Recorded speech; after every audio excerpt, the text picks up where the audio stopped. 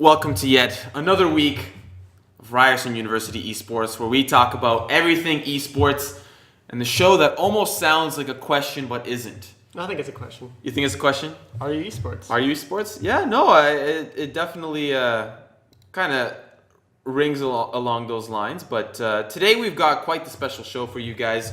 Always a special show here at the Game Without Pain studio. We're going to be talking about CSGO today. And we've got a very special guest for you all. I do believe that Emode will be in shortly. He's just kind of running a little bit late. But we do have MiKnutty here with us. MiKnutty, a fun name to say, but in pubs, he's probably a lot dirtier than the name itself. MiKnutty, welcome to the show. Hey guys, how's it going?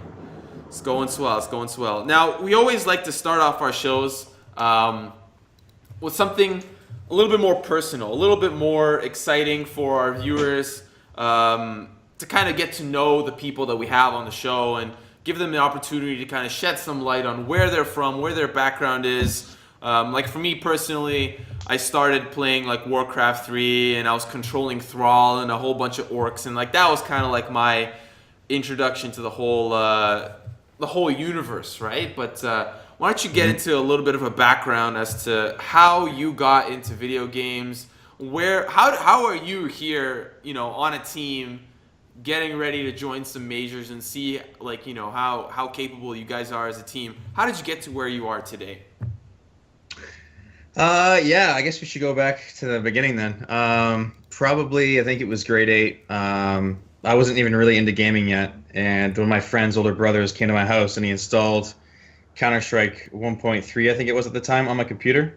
And I was like, what is this? I don't want to play this game, whatever. So then one day, I think it was raining outside, and I just decided to load it up and try it out. And then I think it's safe to say I was addicted probably within like 3 hours. And I was playing 8 hours, 9 hours a day for just all through high school. And then basically found out I was pretty good at it.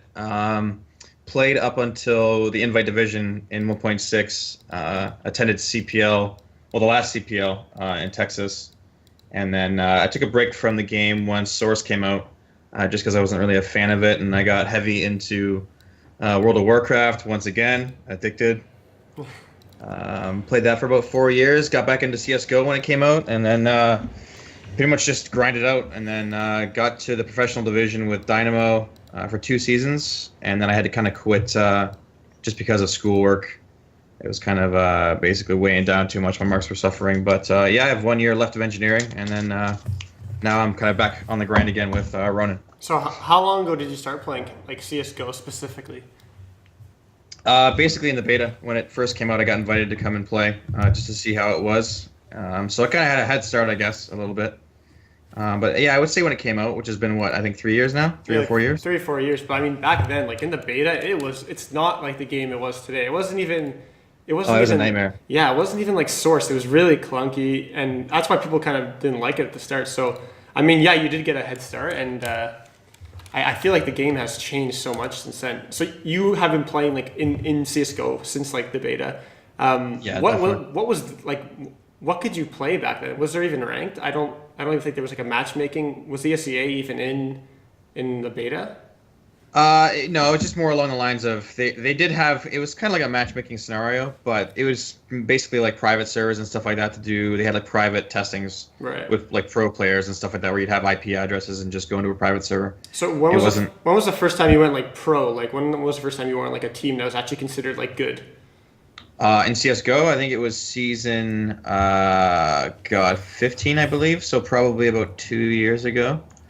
I was playing with, I'm sure guys might know Daps on Update Gaming. Yeah. I was playing pro with him, and another name, I think it was Ape, who's on Team Caliber now, the COD org. So, but yeah, it was those guys, and we played for 2 seasons in Invite, and then the team kind of disbanded, which I kind of wish we didn't knowing how big the pro spots are in a sense. But we're kind of getting back to where we were in a sense. So were you a pro in 1.6 at all?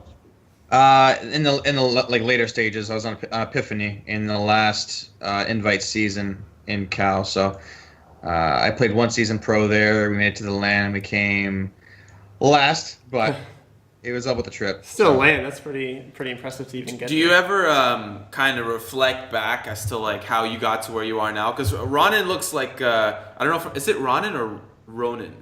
I'd go with Ronin. Ronin. I'm pretty sure it's Ronin. Yeah. Ronin. Yeah. Like that's kind of like a pretty professional organization. Like if you ask me, I think that they definitely have like a good head on their shoulders. Where do you think with the roster that you have now? Like where will be your first showing? I mean, you guys have already. It says here that you guys have played in the ESE Premier Division. You guys have kind of been around here and there, but where do you guys plan to kind of take your first journey as a team?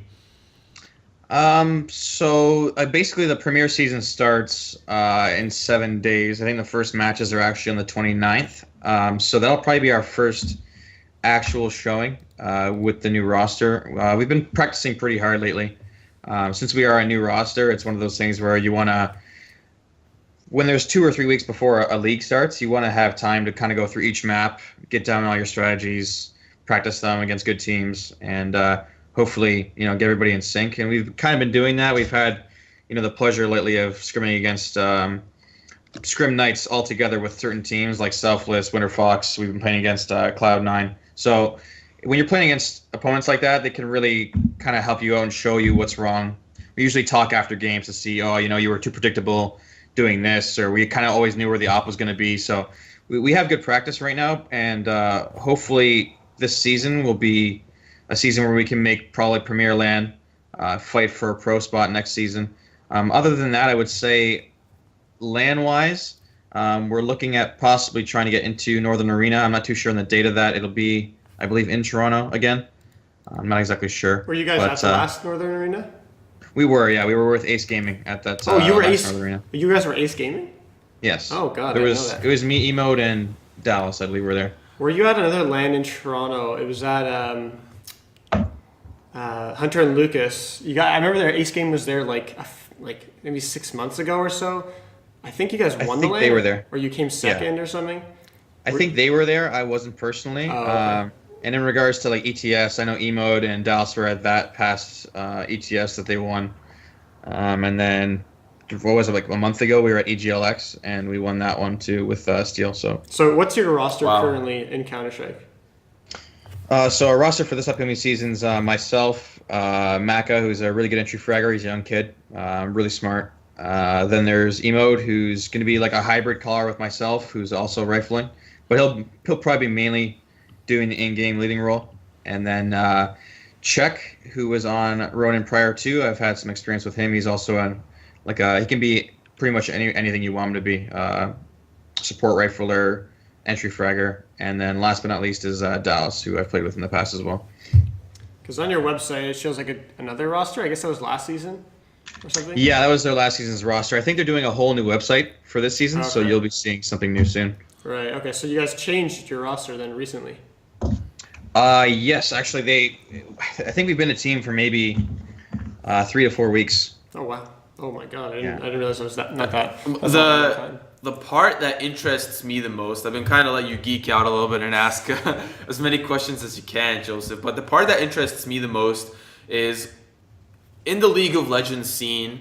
Whenever you watch something like TSM Legends or Cloud9 Genesis or Team Liquid Rebirth, they all have these like really weird, depressing names for their shows. You'll always see after the scrim, it's just the coaches and the analysts talking about what went wrong in the game. But what I find interesting is the fact that you guys are scrimming. Like CSGO sounds to me like a completely different game. Like after you guys scrim, the enemy team tells you what you did wrong. Yeah, like if you have a good relationship with teams, they'll kind of be willing to help you in a sense with just small things, not obviously going through and dissecting everything, but for example, like we had a BO3 last night against Selfless, and afterwards we kind of asked them, because on the last map, I think it was Cobble, we ended up losing, I think it was something along the lines of like 18-12 or 19-11. We play all 30 rounds always just to get all the practice in, but we didn't do very well. And so we kind of asked, like, Nifty's their operator, and said, what did you see that we could obviously improve on? And he said, well, it was just one of those things where we knew where you would be. So you have to change your setup on the defensive side more often to keep the enemy team guessing more, right? So there's kind of like tips like that that other teams give each other, as long as there's like a good relationship between both teams, right, to go both ways. So it's helpful, definitely, for sure. Do you know how how constantly that happens in like the CS:GO environment? It sounds like at the lower spectrum of the competitive level that might come across as more often than at the higher spectrum. So like for example, if COG and Cloud9 scrimmed, it probably wouldn't end with a discussion. Yeah, you wouldn't. Yeah, you wouldn't see that happening. Like, but the top teams, like especially the top five, because at that point they're just jockeying for wins, right? So you're not going to see like teams trying to improve each other in that sense. I don't think anyway.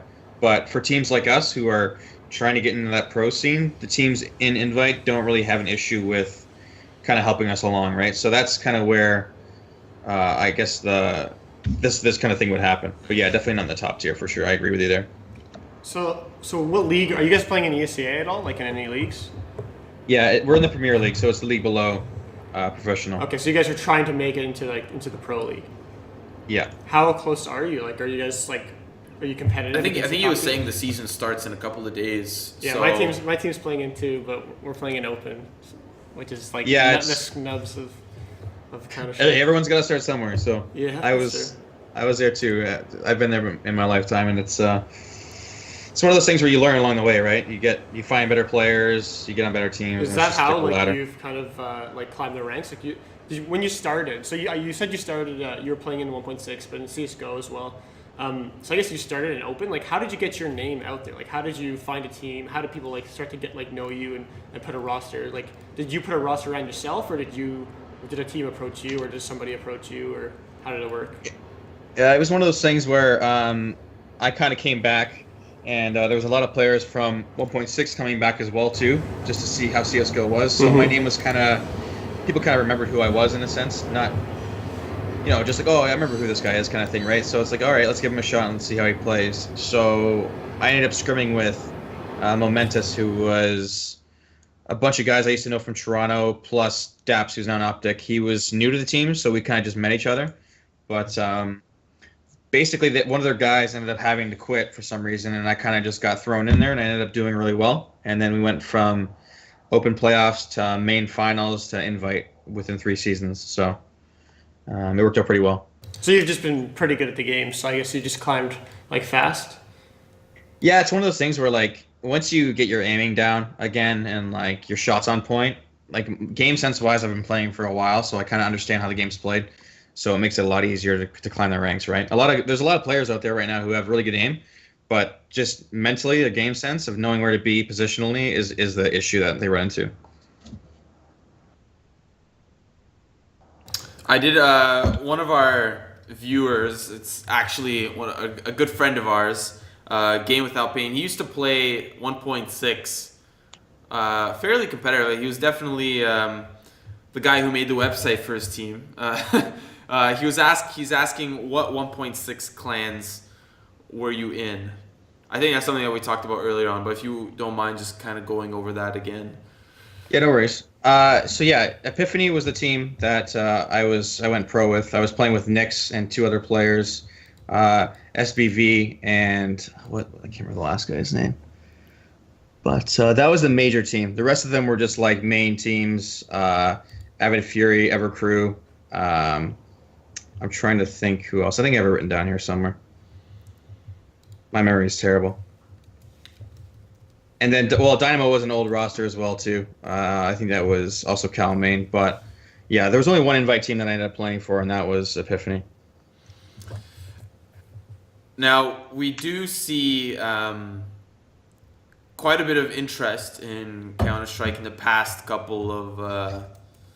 I would say the past year, CS:GO has definitely kind of just blown up, like out of the water. It's definitely like one of the top 3. It's like I don't know if it's gonna like it might surpass League at some point, but yeah, not for a while. League isn't as consistent as CS:GO is. CS:GO has there's always games playing at some point. It's crazy too because like I just saw maybe I think 2 days ago there was a screenshot of Twitch viewership from last April to this April, and I think CS was at like 39 million yearly last year, and now they're at 80 million, and I think League's at 90 right now. So those are by far the two top games in a sense. But yeah, growth has been crazy. Well, it's But yeah, kinda- continue. Sorry. It's because I guess Riot like really standardizes like League of Legends. Like they make sure there's no like ESEA in League of Legends. There's nothing like that. Like there's not competitive like multiple leagues. Like a team like McNutty's team wouldn't be able to play in multiple different leagues. They'd have to play in the LCS or try to qualify or all whatever.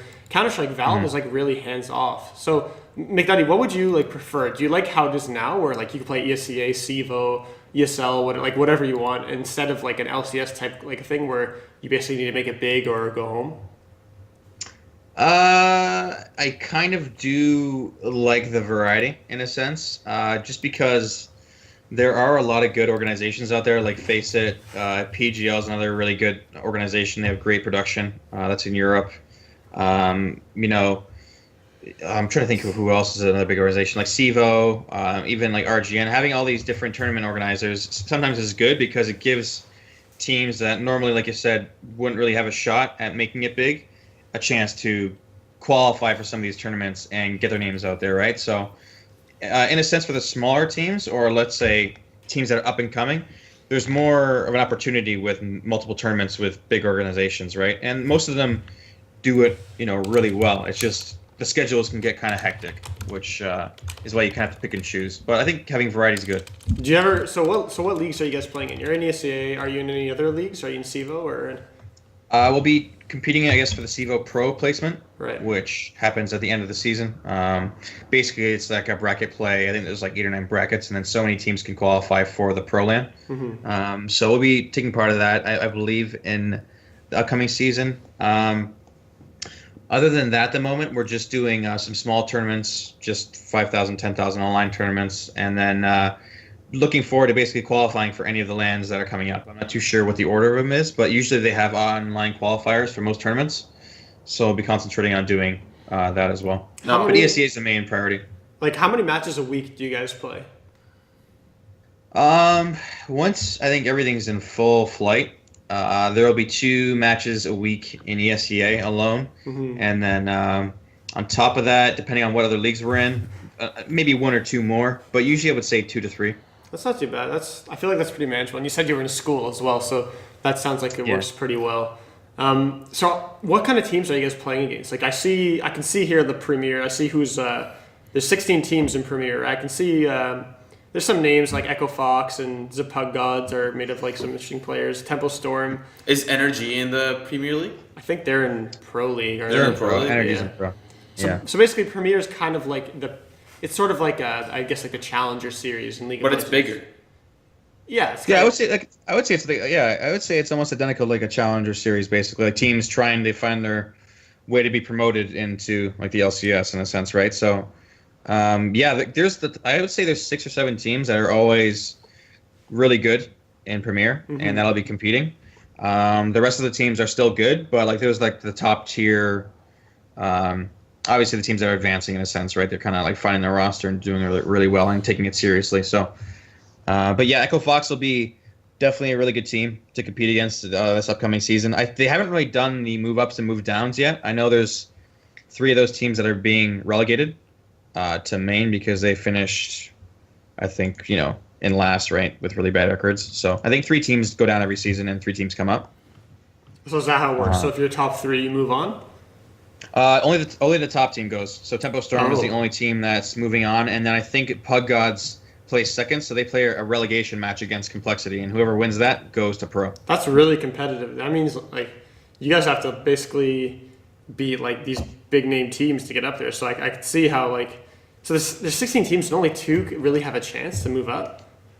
Yeah, so basically the top, it is crazy. The top 6 go to playoffs, and then there's a small bracket. So 3 plays 6, 4 plays 5, and then the winner of those 2 BO3s goes to the LAN with the top 4.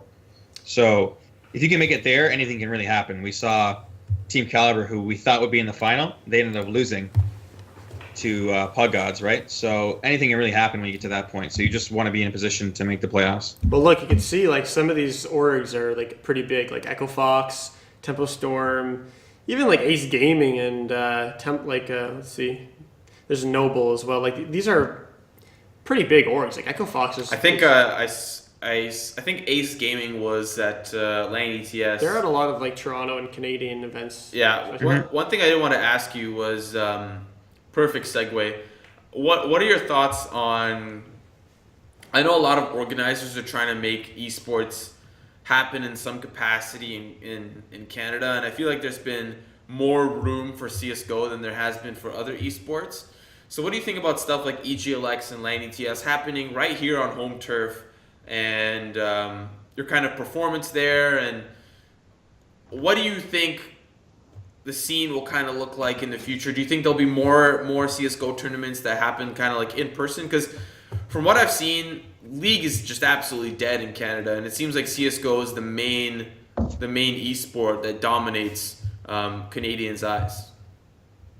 Yeah, I was actually surprised too, especially since you brought it up. Like, I really don't see any League tournaments at all, really, or Dota 2 or anything really big in the sense in Canada. It is more like the first-person shooters and the fighting games that seem to be doing better. But honestly, in the future, we'd obviously like to see bigger lands, especially in Toronto, that are close to home, instead of us having travel to California or the big cities, right? New York. EGLX was a fun tournament. There was a lot of people there. Your team went to that? Yeah, it was just myself, Emode, Dallas, and then we played with Steel and Ape. And we ended up winning that tournament. Yeah. Oh, nice. So it was fun to go to. These multiple gaming tournaments that are in Toronto right now seem to be doing pretty well. The prize pools are getting bigger, so gives you more incentive to want to go to them. So yeah, as long as the game keeps growing and bigger lands keep happening, it's obviously good for the scene and good for Canadian Counter-Strike as well. There's a lot of Canadian players, just like not necessarily at the the highest level of Counter-Strike in terms of North America, but a lot of these teams that are in Premier Pro, a lot of them are they have Canadian players on them. It is North America, unlike League of Legends where there's only how many Canadians are in the LCS? 1, 2? Wild Turtle. It's pretty much one for every 3 teams. There's 1 Canadian. Yeah. That's kind of the ratio. That sucks. And especially there's a lot of imports in the LCS, and in Counter Strike there's not really too many. Energy has I think 2 imports, right? They have Legia and Gabi, I believe. Yeah. What do you would your? I mean, obviously you like your team. I assume, but would your team ever consider getting a European player in the team if they could afford it? Well, I mean, the only situation where that would happen is in the Pro League, right? So, as of now, no, I don't really think a European would want to come over and play in Premier in a sense. He would want a chance to play Pro, right? Because there is a lot of competition in Europe as well, and there are a lot of good players who aren't on the Tier 1 teams, right? So I feel like that's why you see Europeans coming over to North America to try and help out, middle to lower tier invite teams to make them better in a sense, because it gives them a shot to play for a big organization here in North America and get paid to do it. So I don't think it'd be out of the question in a sense if we ever made pro, but I think our team's pretty solid right now and good enough. I think you guys are just talking hypothetically, right? No, yeah. I mean, it still looks like you guys have a lot of work to do before you get up there, right? Do you think so? You're gonna be finishing school soon. Once you're done school, are you going to try to go pro and make a career out of Counter-Strike? I think it all depends on our success on the team. I am older. I'm probably the oldest. I'm the oldest player on my team. So I've kind of been around for a long time. So it's one of those things where if it's going to happen, it'll probably happen within this next year. Mm-hmm. But being almost done school, it allows me to dedicate more time in a sense, right? So definitely I want to pursue it and try to. Hopefully it works out. But if it doesn't, it's one of those things where, we had our chances, we had fun. Well, I had fun personally, and I could obviously just move on and just continue to work in a sense, or probably do something along the lines of CAS or, analyze a coach, right? So right now you're not your team isn't at the top level, but do you still make a decent amount of money, so you could continue doing this? Because you're doing this on top of your schoolwork, right? You've got to get something out of it. I love Counter-Strike too, but I mean, if it was interfering with my school, I would need some give back. Would you be able to sustain yourself just by playing right now?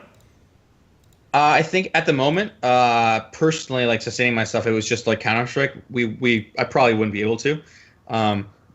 we are, under contract. I can't really get into it, No but way. there is money involved. It's one of those things where with success, the better you do, the more money you get paid, right? So if we do better, obviously, the money that we're making would obviously increase, right? So at the moment, no, but if we do well, practice well, and have positive results places, the money would obviously increase, right? So it's one of those things where you could eventually be able to sustain yourself throughout Counter-Strike.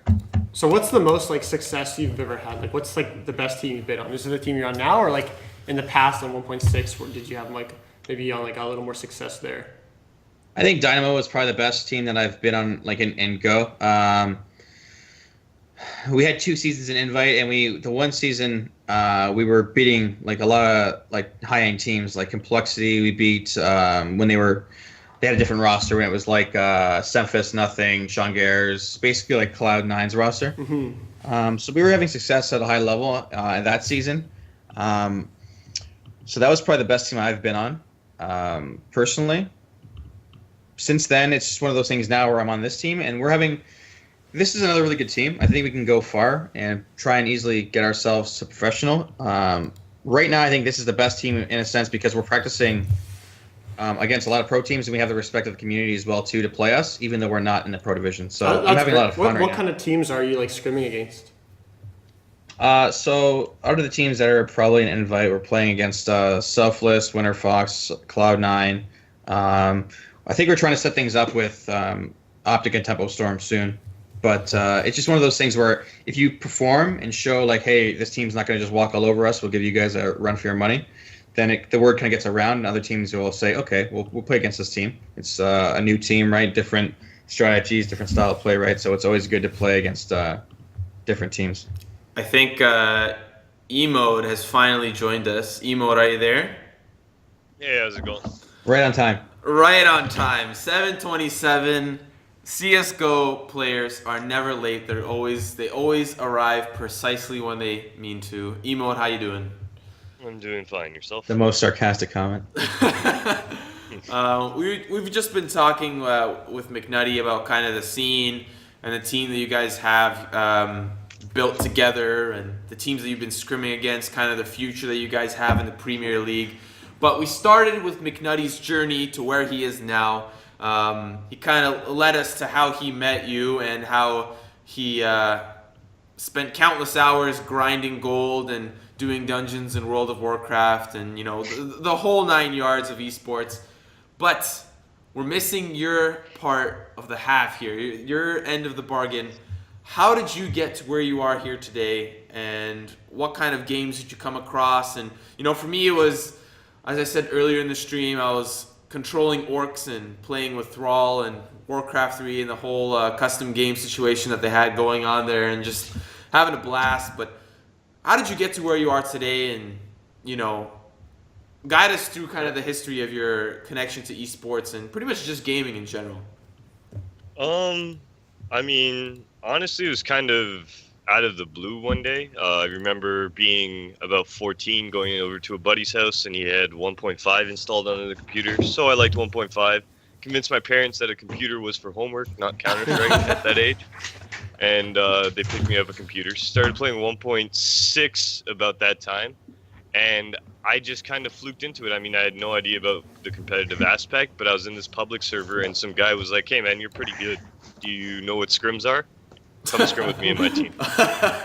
Like he wanted you to play on his team? That's how I found out about this entire other world that was at my feet. By the age of 16, 17, in 1.6, I was pretty much already Premier and Pro for my respective teams.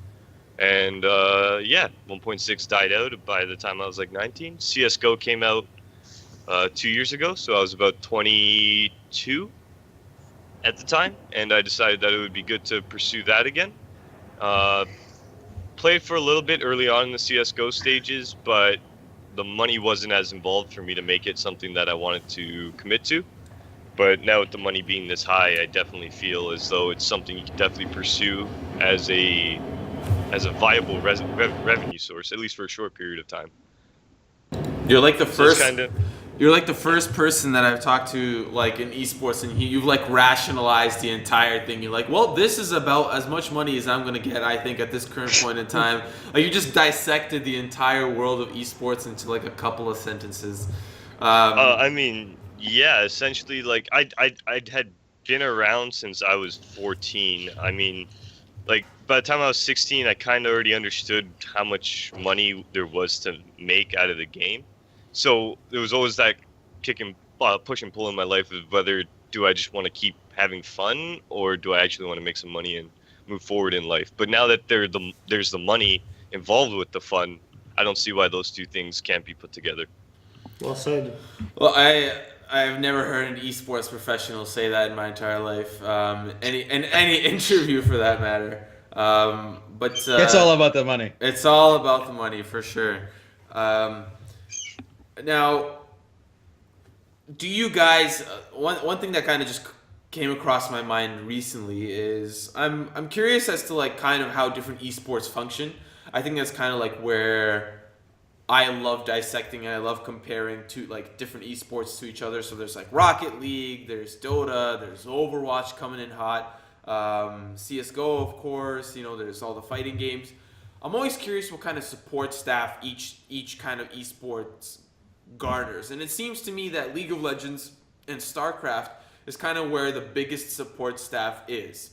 I was wondering how, if you guys can't talk about it, like I understand. I don't know, there might be some hush going on here. But what kind of support staff has Ronin supplied you guys with? You guys have kind of analysts, coaches, people who help you out. Like where does that lie? Or do you guys just do all the scrim analysis yourself and kind of prepare for these games on your own?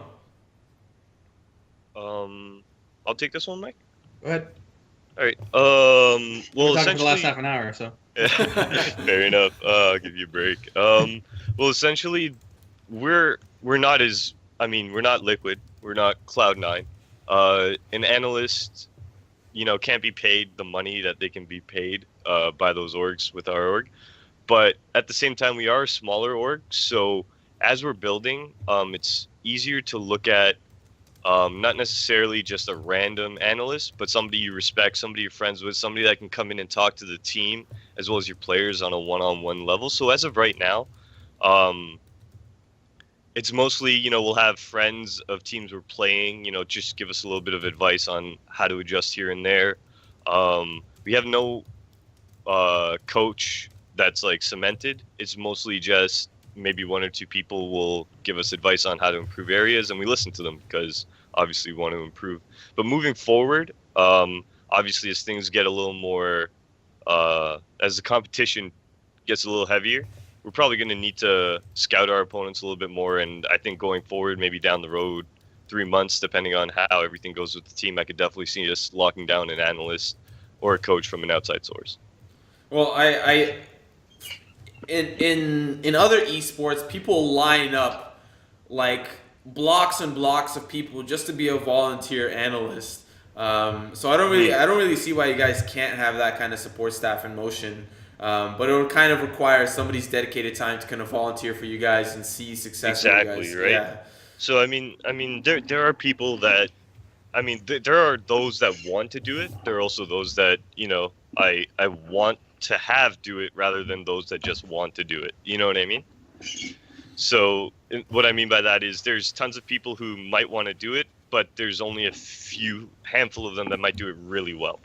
You know what I mean? And at this tier of level, if I do bring somebody in, I want them to be somebody that I'm confident about right from the get-go rather than someone I'm going to have a trial period with. What do you guys think you need to do to be able to beat like these top teams that are in Premier, and especially like, what do you need to do to get to pro? Is there anything that you guys like need to change? Like obviously practice makes it perfect, but like do you think like I don't want to say like you need a crazy upset or something, but what can you guys do to like get to where you want to be? I think we're on the right track right now. Basically, all it is like you said, practice is huge. It's kind of understanding, how each player on the team plays, finding everybody's role, and then team chemistry is obviously big too, right? So you want to be practicing as much as you can, individually going over what each player is supposed to be doing on every map. That way, everyone's on the same page, right? Because without practice, without having strategies, and everybody knowing basically what the teammates are going to do before they do it, it kind of makes it tough to be one of those top teams. So obviously putting the time in is one of the big things that every team has to do to be successful. And I think we have the tools to be successful moving forward. It's like I said, it's just taking the time to do it. And basically on any given day, any team in this division can beat anybody. I've seen it happen multiple times, even on LAN last week. So as long as we put the time in and everybody's on board, I think this team can easily be in the top running for obviously the spot next season. Do you guys have a shot caller in your team? Like a one voice that is the shot caller, or is there more of like a team decision kind of I thing? think you were saying earlier that it's a hybrid between. Yeah, so essentially what'll happen is, so right now, our practice will be starting later tonight, and we're going to theory craft. So I have my main stuff as the in-game leader. I want as the bottom basis in terms of this is what we need to get on the board, this is what we need to get done to be successful in any other aspect of playing this map. And then from there, we get that down, and we look to each other. Okay, so if we're executing here, how are you going to feel most comfortable executing here? If you're executing on this side, how are you going to feel most comfortable executing on this side? At least that way, like Mike said, it's kind of a hybrid, not to the point where like I'm telling everybody, run this path. It's more of everybody's comfortable with their own paths and with their own ability in the situation to give their best in that situation. Like basically what it is almost, sorry to cut you off, but basically what it is almost is like we have our set strategies on different parts of the map, and we kind of let people do what they want early game just to kind of find opening kills and stuff like that, right? That way everyone's kind of comfortable in their role, and then we'll break into something, right? Like a take on a certain bomb site, but everybody kind of knows. Everybody is really good in a sense with the game, right? So they know what's working and what's not and how to adapt. So sometimes Evan will be calling strats and something might not be working, and then Macca, Brian will say, okay, this is what they're doing, this is what we should be doing to counter it, and then I'll be saying it once or twice, right? So everybody kind of has an input on the strat calling, and then we just adjust mid-game, and usually find a successful way to win rounds. So. Do you guys have do you have roles on your team, like an opper? Do you have a supporter, an entry fragger, or is it kind of just guys like pass it around or switch it up a lot? Yeah, we have roles. So the McNutty's role would be our primary opper. Op goes down, we give it to Mike as soon as we get one in our hands. I technically would be, I guess, in-game leader. No, that would be my in-game role. Check would be our third entry. Hitman and Macca would be, say, the second guys in generally, or the round closers. They're usually alive at the end. So generally it's me, Check, going down early round, Hitman, Mike, and Macca late round closing up. That's one of the things, like, I'm on an open team, and one of our biggest issues is just like when we play like any maps, especially maps we don't know really well, we have trouble like understanding and finding out like what roles everybody should be playing. So like, I guess a structured team, maybe like you guys, you have good chemistry, so your buddy is like watching your back. If something goes down, like if you die or he dies, you know where to move. You have good communication. You all understand like how well, like where you're supposed to be. Is your chemistry like at that point where you can kind of just like play off each other's, like, I don't want to say body language, but like actions and stuff? I think, yeah, go ahead. Okay. You guys are the most Canadian players I think I've ever had. Yeah, sorry, you go ahead. Sorry, You go ahead. after you, no. I mean, like the four of us, me, McNutty, Hitman, Macca, and myself, we've been playing together for about, I'd say going on 6 months almost now, eh? So it's you find those tendencies. Like I know that Macca is gonna prefer to be that aggressive rifle, so I'm gonna support him when I see him, shift into second gear and start picking up speed.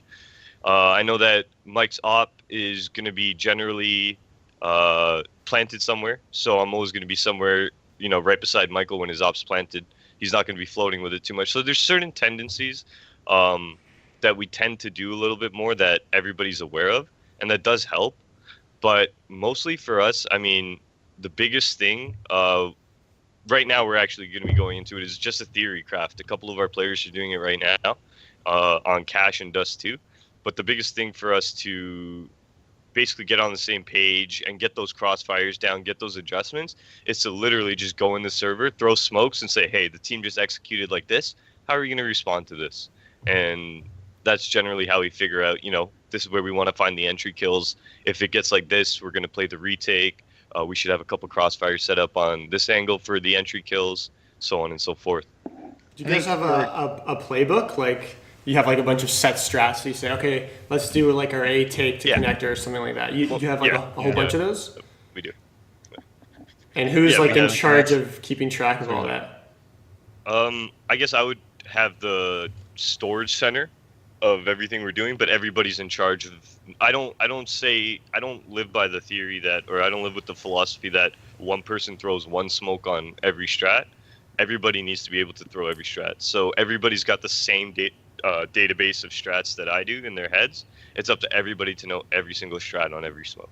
And that's everyone has to learn, basically. Like everybody, nobody gets to just be like, hey, I'm sitting out while we're practicing smokes. That's one of the things we do that doesn't really work too well. Like, if we're taking if we're going to Mirage, we're going to take A. I pretty much throw the same smoke every time. Like, I don't know the other two, just because I'm honestly just too lazy to learn the other ones. I could, but I feel like what you guys have going, like, it's a little bit more work, but if one of your guys dies or gets picked off, it's like you can can adapt. The round doesn't end. Yeah. Yeah. Just continue. That's right? pretty smart, actually. How many do you like? How many like? You don't have to tell me specifics if you don't want to, but how many strats that are set do you have like per map? I'd say probably depending. Well, basically you want to have a default strategy where you break into most of the time, and then you just adjust off of that. But I would say like 4 to 5 strats per map that are like a bread and butter that we know really well.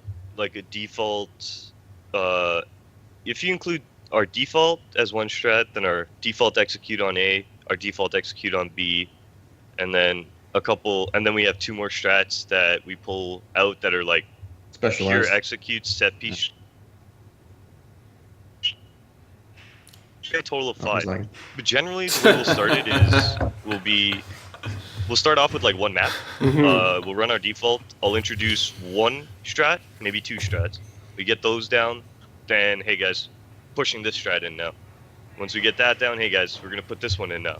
And then by the end of it, we've got an entire strat book off one map that we got done in like a day or 2. So that's generally the way we do it. Introduce 1 strat at a time, start with maybe 3, and then you work your way up to about 5 or 6. Now, and your strat book grows. This is honestly just like really interesting for me because my team is really struggling with this.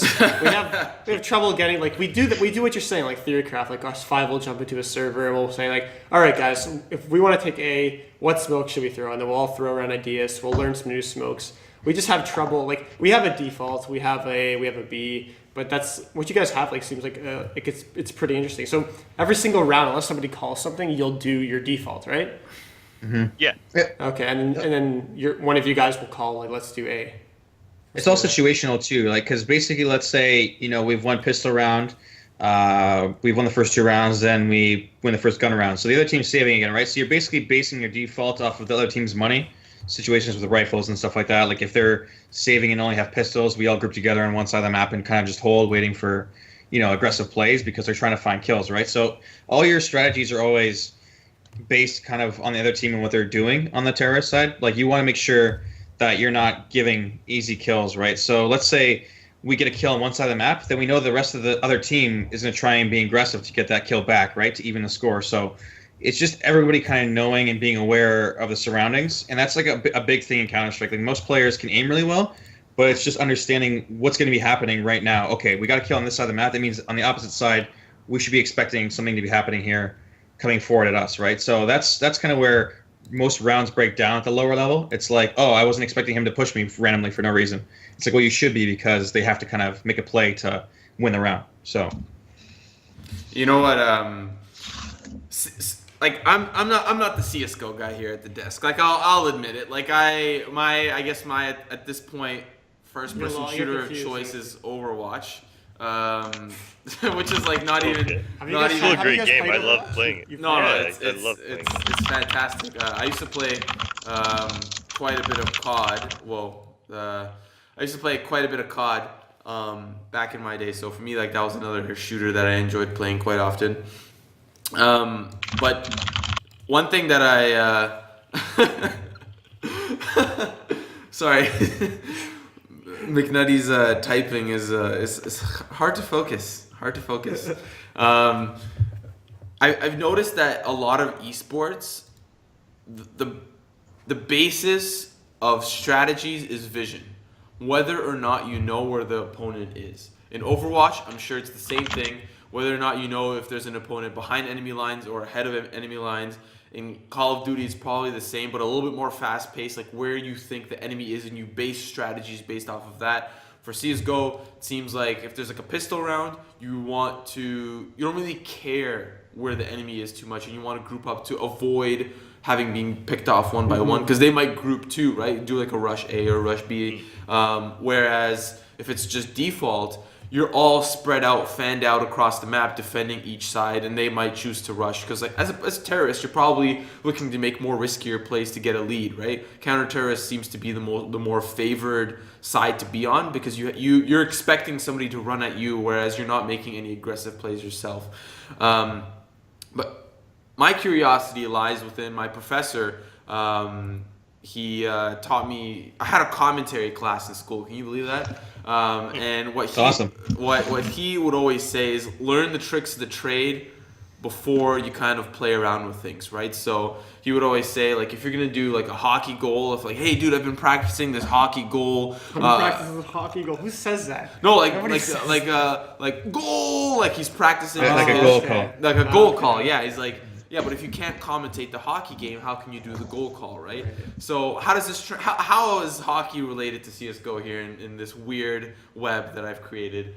You guys have obviously learned the basics, right? You guys are CS:GO basics extraordinaires. You know, you're in the Premier League, you're trying to make it to the Pro League, and I'm sure that in any other esport, you guys would know the basics of strategies, you would know the basics of smokes. What are your thoughts on being such a young gun team, right? You guys are obviously looking, this is kind of like McNutty was saying earlier on, if this isn't the year to do it, he's probably going to go to a casting or coaching or an analysis or something. Like this is kind of like maybe a couple of his last run-throughs through the circuit, right? What are your thoughts on risky plays and kind of innovating your own strategies for CSGO? Because we see people at the top of the craft. We see people, teams like Luminosity, Fnatic. Those guys are like they've engineered quite a name for themselves because they've placed at the top of all these huge majors. What are your thoughts on being such a young gun team and possibly innovating some of your own risky strats that maybe, I don't know if everything's been done in CSGO, but creating strategies that are kind of unique in their own capacity? Because I've always wondered, like, why don't teams that are trying to make it, like, they play standard, but they don't try to think outside the box, you know? Well, I'd say to start on, we do try and invent our own strats. We do try and go in and we do it from the basis of like ground up, working our smokes and figuring out where we want them to land, sort of deal. We do that, but we also don't get paid as much, unfortunately, to sit in a server and literally invent strats from scratch. These guys are doing it for like 7 hours a day, so you know. Yeah. However, teams like Liquid, Fallen's the in-game leader for LG. Teams like Fnatic, not Liquid, sorry. They do have a theory, and I think it was Devilwalk that said it, not Pronax. There's no correct way to play Counter-Strike. Everybody has their own playstyle.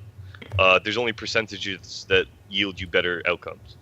So I believe in that. So obviously the percentage where, you know they're holding a default and there's 3 people in front of you, chances are pushing in there is going to yield you that 0% outcome.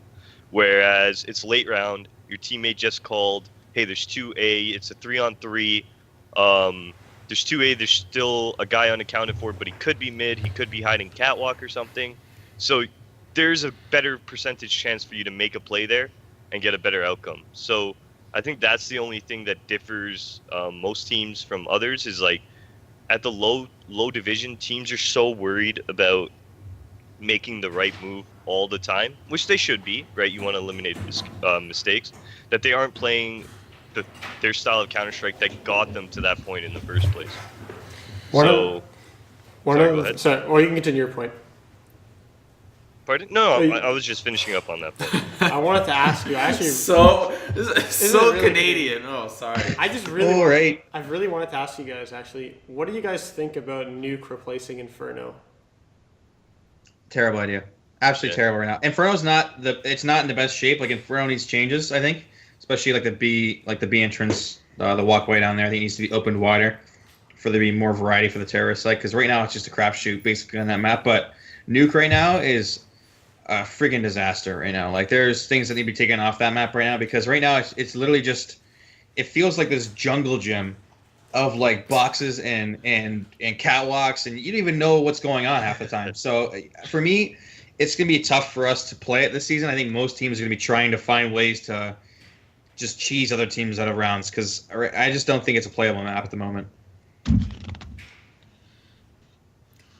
Now, to touch on what you were saying earlier, I think that definitely unlocks what I was talking about because I see it all the time in different esports whenever I tune in to watch kind of like the lower side of the spectrum in terms of competitive teams, whenever I tune in to kind of streams like that, I do see it's kind of just standard. But if it's not standard, teams are playing afraid that they're like, okay, this is like our once in a lifetime chance to make pro, but to make it pro, like you constantly have to be like on your toes, right? Like you constantly have to be engaging with the game. I know that you guys like might not get like paid the amount that pro teams obviously get, but along the side of being confident in your own ability as shot callers, as teammates, believing in your chemistry, that's all stuff that I think lower teams definitely lack. And to be honest with you, I don't really know why. I don't really know why. And I think Emode was touching on it. They're just like too afraid. It's just experience, right? Like being at a level where like you understand that okay, I'm this good of a player. It's like I have to trust my teammates to be on the same level as I am, and like as long as you work as a team, like and you understand what you're doing, most of the time like things will work out. But it just some of these younger players just not getting it yet in a sense. Like they're not confident enough to make a play. Like we have a perfect example is like on our team, like there are situations where we make plays and like if they work, it's like awesome. But like if they don't work out, it's like what the hell were you doing in a sense, right? And sometimes I'm like guilty of getting mad at that. But you know, those kind of plays are aggressive and they're confident plays from your teammates, and if they work out, they win you rounds, right? So a good example is Maka. He's a lurker and he always gets a kill. Like I don't know how he does it, but he always finds these greasy kills that gives us the man advantage, right? So, you know, you want players to be confident. I think people just need to believe in themselves, essentially. Like, believe in the practice that they're doing and believe that they can honestly just get those kills and, you know, succeed. So now, at this point in time, I definitely would like to kind of get into a little bit of a couple of things that are in the spotlight. For you guys, what is the team that you guys look up to in the competitive scene? Somebody that you're like, you know what? LG. 100% LG, yeah, I would say. They're not even for their gameplay, their mentality towards the game, their mentality to being successful is what everybody should try and mirror. Like the passion's there, right? Like they just want to be the best. It. Like yeah, they want it, and it's so refreshing to see. I remember seeing Simple cry at the major or the minor, and I was like, I have never seen an NA player or team ever get this teary-eyed after a loss, after a successful win. But you know, you watch the Brazilians, you watch people who come here, and they feel the opportunity. They see what they've been given, and it's so refreshing to see that in teams like LG. I feel like with them, there's just no bullshit. You know, there's no drama. There's no like power plays. They all know what they have to do. They're all like really grateful to like be where they are. And Fallen is just, I just honestly think he's a genius. And not only is he a genius, but he is like so good. Like he's one of the world's best players, and I think he's the world's best opper. Wouldn't you guys agree? They understand like. Yeah. That it's a team game. Do you know what I'm saying? It's like that's one of the hardest things for most players to understand. It's like you can be phenomenal, but if you're not willing to play as a 5-man group, like you're not going to be successful. And like that's the one thing you see from LG. Like they have mind you, they have some amazing fraggers. Like Cold Zero is unbelievable. They have they have great support players too, right? With Taco and FNX. So they're still like top god, like to god tier, right, with the rifles. So it's one of those things where they have the skill, but they understand that they have to work as a unit to win. Because if you don't work as a unit, you're going to always become like a middle to top 5, top 10 team. You're never going to be like top 5 to top 1. And that's kind of how they've understood that, and they've grown to number 1 now, basically. So yeah, Fallen's a god, and the rest of the team's a god too. So they're awesome. Do you guys ever like copy their playstyle? Like, if you see something they're doing that's really cool, like a really cool setup they have on CT or something, or like a really cool smoke like take or something. Do you ever copy like a strat from not even them, but any like pro team? Yeah, we have a couple strats that we took right from them. Solely for the fact that if it's gonna be any team, chances are that we're taking from it's going to be LG because we know. And their play style kind of fits us too, because we're like a looser kind of play style, and like we have guys who like to frag out and get an intro kill and then work off of that, right? So LG has some really good quick strats that work well for us, and we might modify them a little bit, but strats from them are really good. Renegades has some good strats. Like there's some strats that we've seen that we've liked and we've ended up adapting to and using, and they're like, they just work for us really well. They work for our play style. So yeah, a lot of teams do copy strats for sure. Did you guys see at the major one of the coolest strats? I'm pretty sure it was LG who did it. I think it was against Liquid. They were on cash, and they were gonna take the A site. I'm pretty sure, and they threw like a smoke right in front. I think they threw 2 smokes in front of a Squeaky and right by fence. And one of their players just opened Squeaky. Yeah, he snuck right through the smoke, right into quad, and he killed like. Oh yeah, I know what you're talking about. That was like stuff like that is like. It's not often you see much innovation. Like it comes really, really slowly in Counter-Strike. It's not like in League of Legends where there's like a big patch like every few months and stuff changes like instant. Like there's different metas. In Counter-Strike, like stuff evolves like really, really slowly. So stuff like that is just so cool to see. They're one of the few teams that really, really innovate. I think the other team was probably Fnatic. And I think Fnatic was Very Games too. I think Fnatic was led by Pronax. There was some like insane strategies going on there. Like definitely stuff that you saw. Era. Definitely Pronax era. Yeah, 100%. That were just like mid-round. Their mid-round calling always seemed to like destroy other teams, always. But I haven't seen it as much. But yeah, old Fnatic, 100%. I agree with you. Well, Fnatic now is like, they're kind of just like they don't say a pug team, but they really do rely on their aim right now. Well, that was their play style after Pronax left. They didn't really have that. They got a lot more loose, but they still had that structure that Pronax had instilled in them. Mm-hmm. So they were successful because of that. I won't deny it, right? They were successful because they had a really good structure with some amazing aimers. But at the end of the day, you put amazing aimers against amazing aimers that also have structure, and now, right, you got your LG coming forward. Well, that's what the top like level is, right? Every team has aimers. You can't be a top 10 team in the world and not have aimers. It all just comes at that level. It's like your strats are really important. At lower levels, like open and like stuff like that, it's really just comes down to like there's obviously going to be players that are way better than others. I think you guys are at a really interesting point where it's like a lot of your players and people in the other leagues, like other teams in the leagues, they're all pretty equal, like in skill level. Like you can't really get much better. You can't be like an Olaf Meister.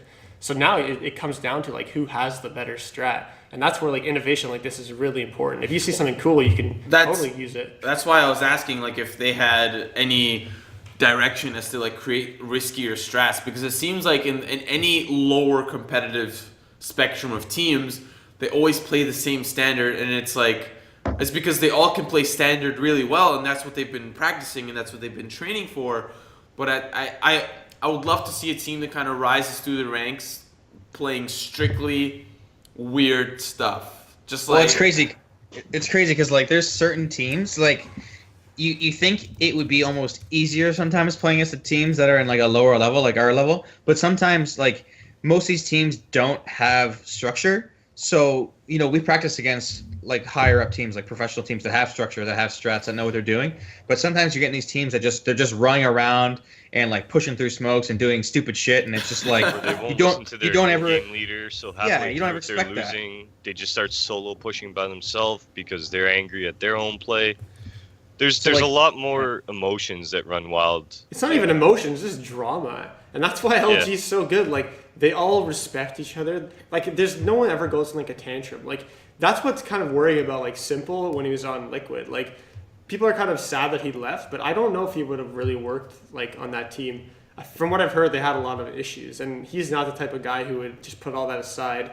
He's like, I don't want to say a crybaby, but like I feel like he'd be really loud. Like they'd have a lot of fights. LG totally doesn't have that. I mean, if his attitude changed, like as he gets older, he's gonna understand it. But like if his attitude changes, he'll be a top player again. I think that's the one thing that's just consistently holding him back right now. So I guess that's unfortunate in a sense. Yeah. Now, now that we know who you guys kind of look up to, we obviously know that people who are teams that are in the top of the ranks, they kind of have a level head when they approach mistakes, or they kind of have like an argument. Maybe not in Team Liquid's case, but when you guys fall behind, or when you guys lose a scrim, or when you guys, a lot is riding on something for you guys, how do you guys handle it? Like as a team, like who is kind of the mediator that tones everybody down? Is there anybody that gets out of control? Now, if you don't want to answer that, that's fine. But the main question here is like, how do you guys get that morale back?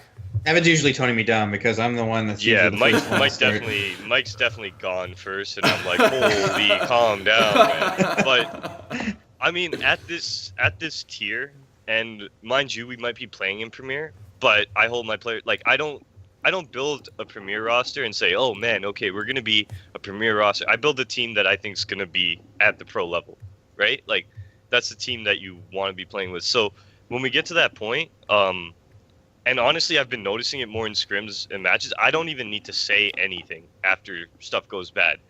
Everybody knows when we were absolutely decimated on a side. Everybody knows when their mistake was the reason for the round, and everybody's willing to adjust to it and is open to another teammate telling them how to adjust to it. So, I mean, in regards to like how does everybody go about it? For instance, last night. So the last couple nights we've been playing Selfless on Cobble, and we've been either 16-14 loss, 15-15 tie. But last night we got blown out on our CT side. I mean, we were obviously a little more angry than we were, but everybody knew why we were losing right the second as we lost that half. There was just we didn't play a good half. You know what I mean? And that kind of mentality, regardless of how much we adjusted and everything, allows everybody to stay together as a team and not go at each other's throats, blaming people for rounds. Because, like we brought up earlier, you have to trust your teammate. And if your teammate's dying and you're blaming, like, not blaming per se, but you're, in your head, you're like, that guy must have done the biggest butcher in the world consistently. You guys are never going to progress if you think he's making a mistake. Whereas, like, if you guys know, like, hey, chances are we're all playing the right positions over and over again, but we're getting decimated, we probably either need to switch spots, go over the demo, see what was going wrong, but we're all basically it's one of those things where like we usually if let's say somebody dies and we lose a round, or two guys die all of a sudden somehow and we lose the round, usually like let's say some guy's just saving his gun and there's downtime in between rounds, we like to say we usually just converse. We're like, okay, so what happened today that round? Oh, they did this, this, and this is what cost us both of our lives. Okay, so let's just adjust that next round. We'll try this instead. So when you're working as a team and there's constructive criticism like we have right now, that every player can take it, it just works a lot better. It's an environment that you want to play in and progress in. So like I'm happy with the guys that we have because everyone can kind of take it and give it at the same time. And there's the players like you said, like Simple and stuff like that, who can probably give it, but they can't take it back, and then things start to happen, right? So. Like Evan said, you build a team based on guys who want to succeed and who are able to take criticism and become a better player.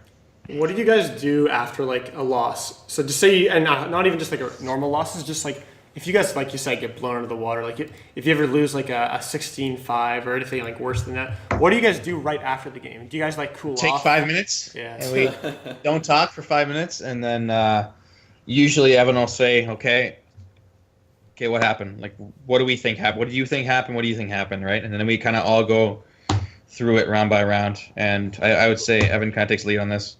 Yeah, like, I'm just going to answer that real quick. Like, I generally have a good idea of what happened and why we lost. I'm also never going to put it on my teammates as to why we lost because I feel like it's on me as the in-game leader to see why we lost.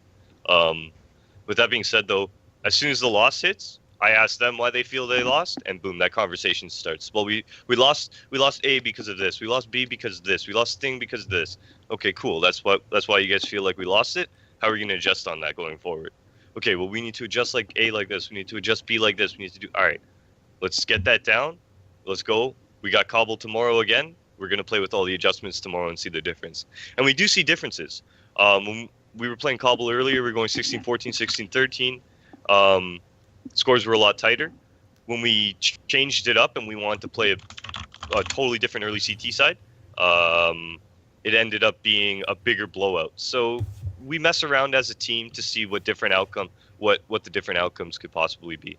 But if you could just give me 1 second, I'll be right back very quickly. Sorry about that. That's definitely one way to end your sentence. It's like I thought he was like building up to something, right? He's like, I'll be right back. If you give me 1 second, I'm gonna reveal all the secrets of Team Ronin. I'll break out the whiteboard for you guys. And crazy. Give me 1 second Yeah, here. sure, no problem.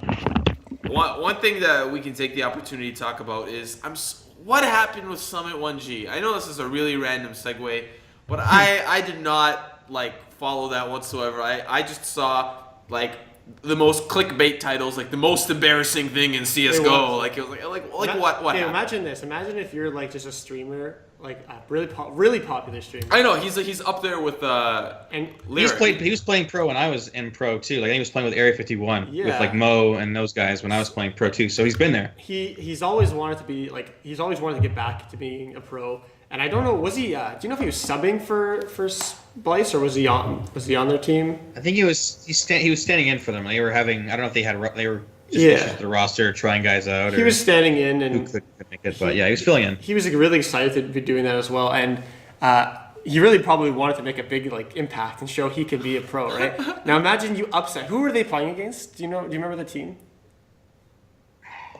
I can't remember. CLG, I think. Yeah, CLG. So it's a Yeah, it pretty was CLG. a pretty good like top North American team. Your team is like at the final round. You're one round away from winning. It's basically like down to the wire. Now you're Summit. You're in a 1v1. You kill the last guy. You've won the round. The bomb is ticking down. You just need to defuse it. Your team wins. As soon as you kill him, you start high-fiving. You walk to the bomb without even looking at your screen. You head toward the bomb to defuse it. You threw a Molotov to block the guy off. You forget it's there, or you don't know it's spread that far. You only have like a couple health, like 1 or 2 health. You walk. He had a lot of straight health. for He had a lot of health. I think he had like 30 or something. Just Actually, like 40 damage hurting. yeah. So he walked into the fire, didn't realize it. People said he looked at the Twitch chat to see what they were doing. Probably like from what he does on the stream. He was high-fiving his buddies. He dies to the fire, and they lost that round. And that wasn't even Lost the over. game. Yeah, they could have. Well, I think they were still in the game. They could have won another round, but they went to ended up losing, overtime. yeah. And they ended up losing, which is just totally embarrassing. He said it was one of his worst moments ever. It definitely was his worst moment ever. I really do feel bad for him. Like, come on, it wasn't. It was. You like, don't ever want that to happen to you. Like I left, I watched him get the kill, and I was like, nice, and I left. I didn't even stay on my computer. I didn't even see what happened. And I came back. I'm like, why is the game still on? Yeah. And then they showed the replay. I'm like, you gotta be kidding me. That would have been a huge upset too. That's the thing. Like there was a pretty like decent upset, especially with him on the Yeah, team. the odds were swayed. Yeah. Yeah, it's sad. It's funny. It's also pretty sad though. Wait, was CLG not supposed to win that? No, They CLG were. was. They're a way better team. They went to the major.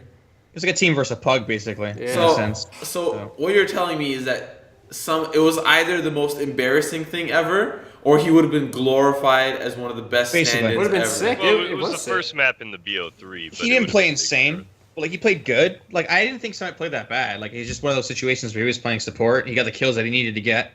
But like you said, he could have been the hero there, or that could have happened, and like that doesn't happen. It was just because he wasn't focused on the screen. He was happy, and everyone was high-fiving and stuff, and then he just kind of ran through it, and then the rest is history. That just goes to show you, man. Never celebrate too early. You see so much of that too in esports. Yeah. There's that like Street Fighter guy or whatever. There's that famous clip everybody always people talk about. He like got up early to start celebrating, but like the game match wasn't over. Yeah, No, he just the match lost. Like wasn't over. He lost. Yeah. so, like that's just so embarrassing. It's not over till it's over, and that doesn't even apply in that terms. Like when a team is like when I'm playing a game and my team's like losing and they're down 10 rounds, people give up. Especially like it sucks when if your team where that happens too. Like the game is never over until it's over. You know, in League of Legends it's totally different. If a game's snowballing against you, you're screwed the rest of the game. In Oh Counter-Strike, yeah, you can't catch up. yeah, in Counter-Strike, it's never over. Even if you have a pistol and the other guy has an AK, it doesn't matter. You can still headshot him and kill him. It's always, you're always on equal terms. That's why I'm drawn more to Counter-Strike, and a lot of people are too. And why League of Legends is kind of it's not as like It's honestly such a demanding game. Like Yeah. you have to as soon as you're locked into a game for like 30, 40 minutes. and you can know if it's over in 10 minutes, right? In Counter-Strike, Pretty much. that's not true. That's why I love. Well, like one Counter-Strike. round can change everything in Exactly. Counter-Strike. Like you can be up 14-7, have them on the ropes, they're ecoing, and then you lose a round that you should easily win, and they get momentum and they win the game. So it's like you can't give the enemy team any chance of coming back. You need to be disciplined, and like we make these mistakes. We did it, I think, in a scrim 2 days ago. I think we were up by a lot, and then we ended up getting ecoed, and then we lost a half badly, and we had to fight our way back to tying. So it's just one of those things where, as a team, you want to improve and grow and limit those mistakes, because every team's always going to make them. You see it at the pro level all the time, teams getting ecoed and frustrated when they shouldn't have lost a round, and it changes everything. But you want to grow as a team and make sure that it happens as little as possible. Are you guys like a loud team? Like, are you guys? Is there somebody like always cheering on your team when you win a round, or are you more of like a concentrated, quiet? I'm pretty loud. I'm pretty loud. I find I'm pretty loud, that's yeah. how I am too. Like if one of my teammates gets a sick like off kill or clutches 1v3, I'd be like, holy shit, yeah, and I'm like screaming it loud. The classic "Let's go." Yeah. That's Yeah, like Czech will just like Czech's really loud too. Sometimes he just blows my eardrums. But yeah, my neighbors hate me, man. I live in condos and 100%. Everyone hears everything most of the time, so it's. That's good. That can hype your team up. That can really give you like the energy that you need, especially in a No, comeback for too. sure. I mean, we want doesn't it to come be out of fun, me. right? Oh Yeah, yeah. this is the voice you always hear out of me. Like, it doesn't get more hype than this. It doesn't get any Let's more go. hype. I get hyped than for this. me and Evan at the same Like, time. it's just straight facts always. So Yeah. it's always good to have like guys like Czech and guys like Mike that get it going. Because honestly, there are times where I might just be, playing and just going along with it. Then I hear Mike or Czech yelling it. It wakes me up at 11 p.m. Eastern, and I'm ready to go. Let's keep going. These guys are hyped. I'm hyped. Have you guys had any like really big upsets against like top teams? Like what's the best team you've ever beaten? We haven't played any matches per se yet. Okay. We're new still, right? But like scrim wise, we're taking maps off of professional teams, right? So that's what you want right now. Like we're still practicing and getting all our strats done, and we're able to win maps off of teams that have been practicing and playing together now for 6 months plus, right? So as for I don't know, there's no best team really because we haven't played in a competitive environment Right. really yet. Like we beat the biggest match we've had so far as a team is we beat Pug Gods in a BO3 like maybe last week, 2-0. So that's the only match we've played with this roster. Well, what's kind of like the in all of esports, like it doesn't have to be very recently, but what's kind of been the biggest fanboy moment that you guys have come across? They kind of like, damn, this guy just complimented me, or like, damn, in solo queue I just like wrecked this guy. Like, what's kind of what for each of you? What's been like the biggest fanboy moment? First unless you don't have one, I don't. Yeah, I don't really. I mean, in terms of like at this point in it all, it's really hard for that stuff to happen just because I've met all the people I was gonna meet and want to meet. But I remember when we were at the RGN series in California in November of last year. CS:GO Lounge, the Polish team was there, and they had their coach Lord. And if you don't know who Lord is, he is part of the Polish team that had Neo, Pasha, like legendary Polish player, legendary 1.6 player, and I got to meet him, and that was kind of my fanboy moment because that was a guy that I grew up watching. Was that even the question? Yeah. Was that even the Well, question? Was that the question? Well, Or I my mean, biggest family fan. moment as like somebody came up to you and like you No, felt. I mean, I'll accept that answer. That's like his Come up to moment, me. right? No one's ever come up to me. Don't, Yeah. Well, I think that was the don't original make me blush. Yeah. No, but in terms of that would be it. I mean, meeting somebody from that far back that you always looked up to and always thought that was a top player, getting to meet somebody like that finally that you never thought you'd get to meet. I guess that was pretty big for me. Got to have a smoke with him. That was pretty cool. What about you, Mr. Nutty?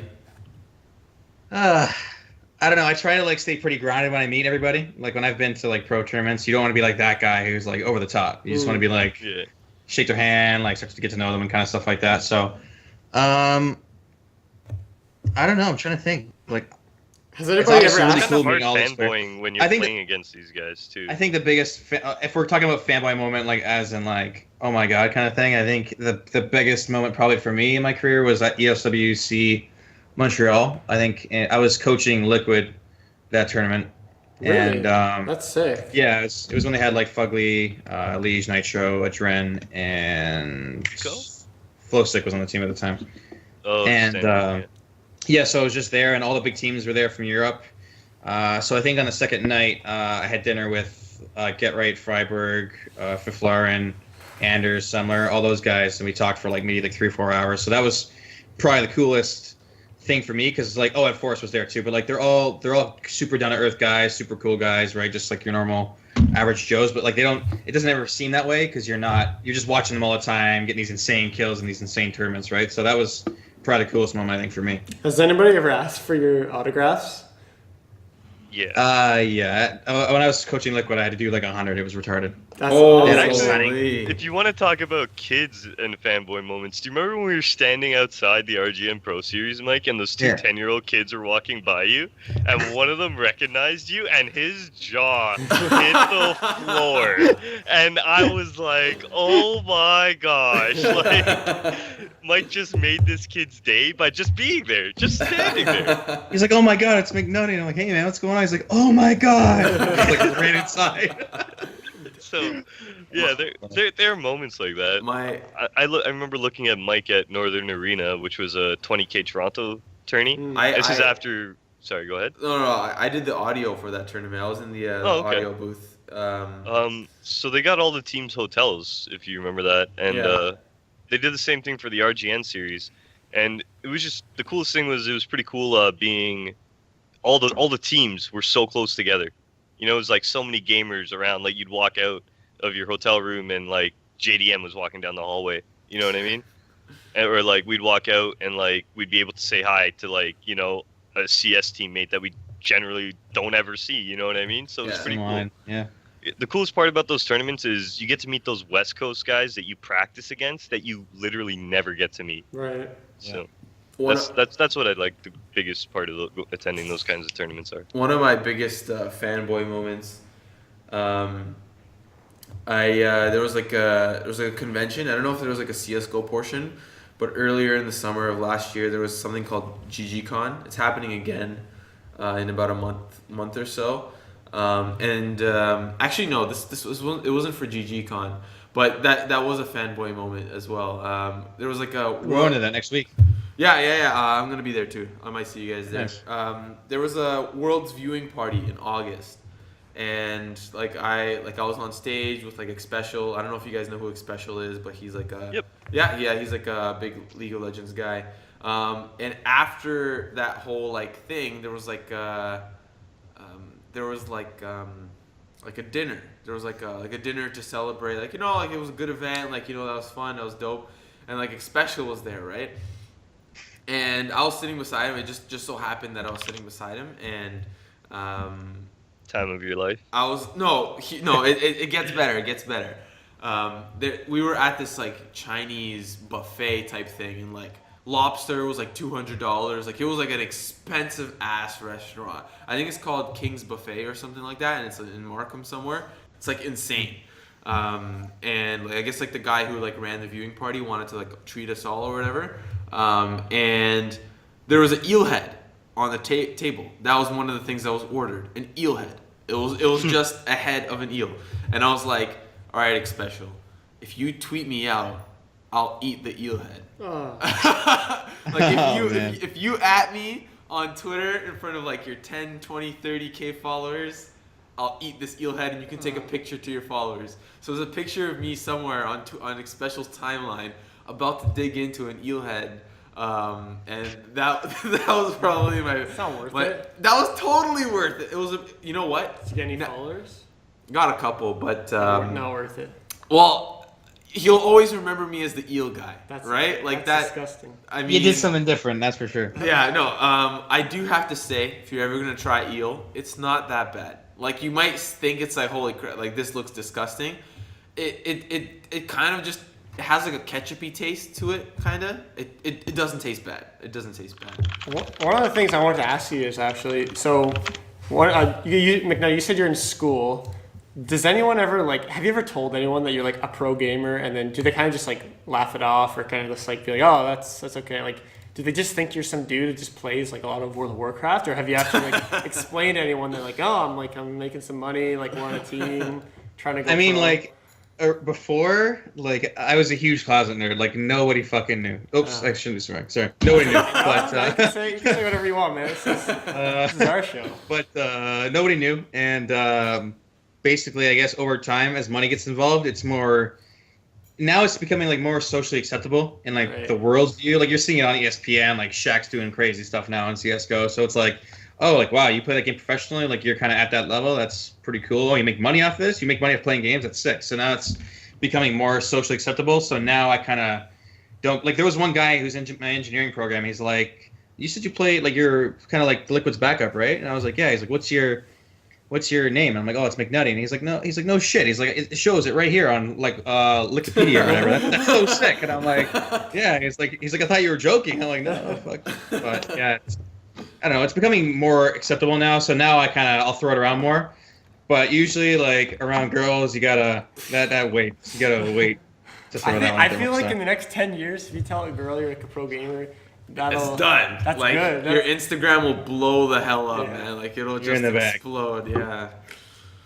And like I went to like a different party, and there was like Medios and Scara there, and like people were just like fanboying to the max. Like honestly, you gotta just give these guys some space sometimes, and that's kind of like the way that you have to. But they're not even like they're not at a point where they're like celebrities. They are. They honestly, they are. Like when Fnatic released the ability to put your name on their jersey, I think they had like a special offer. You want to know how many people probably bought a jersey with their name on it. I know that that's not a pro thing, but they see people like Olaf Meister wearing the jersey and like, I want that. It's capitalism. But like when I was going to for example, like at Northern Arena, like when I saw CLG there, and I even saw like Shroud, I thought I'd be like, oh my god, that's like Shroud, like the JDM, like this is so sick. And I was there, I'm like, oh, these are just like regular guys. Like they're really cool, like just regular dudes. They're not like, it's not like you see Johnny Depp, and you're like, holy shit, that's Johnny Depp. I honestly wouldn't explode if I saw Johnny Depp. Dude, you'd be like, oh my god, I gotta get a picture, like you tweet. I wouldn't get a picture with Johnny Depp. I would ask him to talk like he did in the past. Do Jack Sparrow. Do that one. You like parts of. I'd be so annoying. If you see like JDM, you wouldn't see like, oh my god, JDM, show me. Lounge for me. Yeah, lounge for me. I feel like that's not there yet. Like it'll come soon. I honestly think it depends on the game. Depends on the guy. In China, it's massive. If you see any Chinese pro player, like the honeys are gonna come running, and definitely when we attend our local tournaments with Steel, he's getting approached throughout the tournament. Oh yeah, consistently. He's a streamer. He's like a big streamer. He's a personality. Yeah, he's an unbelievable player too. Like if it wasn't for them getting like banned, they'd be probably easily top 7 teams right now. Probably. Well, it's people are thinking that. I'm pretty sure. I don't know if he said it, but like it seems like he's probably going to go to Overwatch. Yeah, he is practicing. Yeah. He's been playing pretty hard. He's got a team and stuff I think he's playing with. I think we mentioned this, but have you guys played Overwatch? Have you tried it out? Mm-hmm. Half of our team played. The only person that didn't was McNutty. Actually, everyone on I have a problem. When I get involved in another game, it's like if I'm not investing, I have to invest time in it, and it's like if I do that right now, then my CS:GO will start going down. Dude, that's exactly what happened to me. Like if I get addicted to Overwatch, we played Overwatch after the scrims ended, and we were all just still on for that last 15-20 minutes, half an hour. Just calm down with some Overwatch, chill out, and head to bed. I gotta say, I wanted to mention this earlier, but sometimes Joseph steals my thunder. Overwatch, I love that you can turn it around. Like, if you're, the payload, you can legit just get them stuck in their tracks, and then the payload will start to move, the other way. And, you can, hold that point for so long. And that's what I love about Overwatch. Like in any other esport, I feel like the opportunities might be there to turn it around, but in Overwatch, it's right in front of you. The payload's coming at you. What are you gonna do to stop it? It's so interesting. It's totally. I mean, like other games have. It's all games are momentum. You know. Yeah. That's definitely a new take. But when you guys played the game, or I guess McNutty didn't play it, but when you were playing with your team and stuff, did you feel anything? Like, did you feel like this is like, oh, this is gonna be a big esport, or did you feel anything like maybe one day I'll play this, like try to play this as a pro? Did you feel like anything like that? Overwatch? Yeah, an Overwatch. Yeah, I mean, every game, because of Counter-Strike, I look at from a competitive aspect. Like, would I be able to play this game competitively?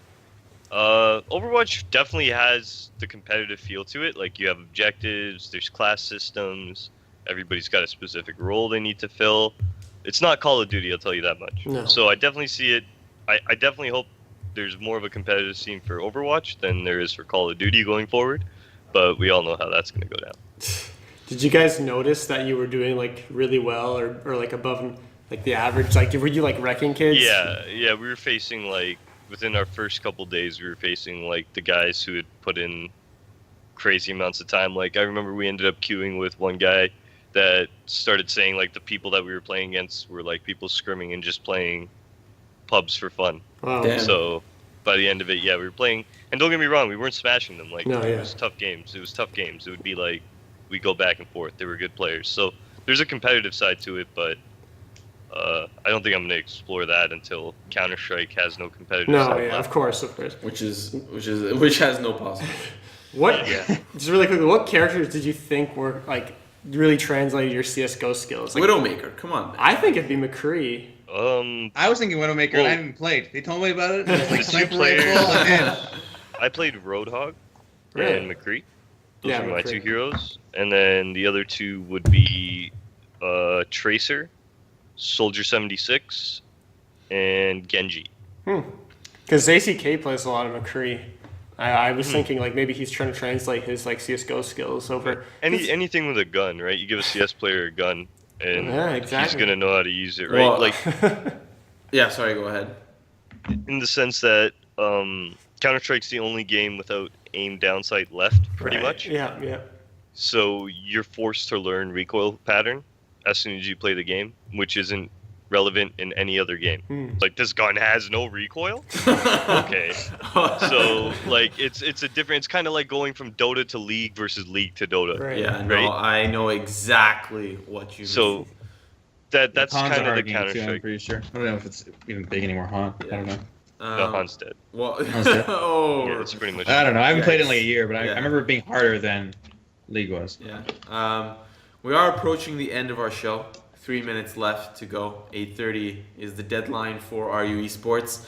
We do like to give our guests, and thank you guys for coming on. Honestly, you guys have probably been one of my favorite shows that we've had. We don't have many pros like on the Yeah, I know. This has been like a really in-depth look, and I really appreciate having the chance to talk about like strategies and like how you like what your thought process is as a team. So I honestly, like you guys are my new favorite team. Like I don't really watch CS:GO, so Thank you. I wish you guys the best in the Premier League, and I know that you guys have the mentality. You guys have that LG mentality, so you guys will definitely look good in the Premier League. But without further ado, we like to give our guests kind of the opportunity to shout, plug, whatever you guys feel like you guys want to say. Now is the time to do it. We can start with McNutty and then go to Emode after. Take it away. Yeah, guys, just thanks for having us on. I appreciate it. If you guys don't ever want to have us back, it shouldn't be a problem. Shout out to definitely. Ronin, Arma Centrum, and Sloth Esports are our two sponsors. So shout out to those guys. And that's it, guys. Thanks. And Emode, do you have anything to plug or just kind of the same deal? No, once again, just like to thank you guys for the opportunity. Shout out to Myrna who put us in touch with you guys. Shout out to Myrna. And yeah, hopefully we'll get to meet you this weekend, David. Yeah. Joseph will be there as well. Oh, and Joseph too then. Yeah. We're both on the main stage. Yeah, we'll both be on the main stage chilling with Dyrus and anybody else that's there. I think Cool. it's the odd one. Yeah, but we'll see you guys there for sure, cheering from the main stage. But thanks again for coming on. Obviously, wishing you the best of luck. But until next time, this has been RU Esports, and hope we'll see you guys next week, 7 p.m. as usual, Tuesday nights. EST, don't forget that's crucial, not CPT or PT. Well, I don't even know the other time zones. I don't really care. But we'll see you guys next time. This has been RU Esports. Bye.